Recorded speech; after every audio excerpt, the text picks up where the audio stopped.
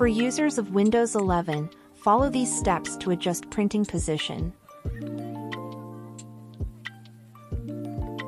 First of all, find and search Control Panel. Click Control Panel. Find Hardware and Sound and click Devices and Printers.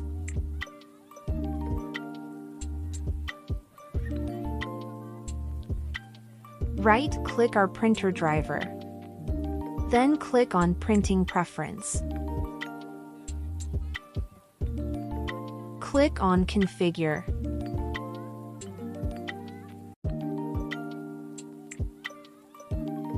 Here, horizontal adjustment and adjust it. Here, vertical position adjustment and adjust it. Click on Import. Then click OK.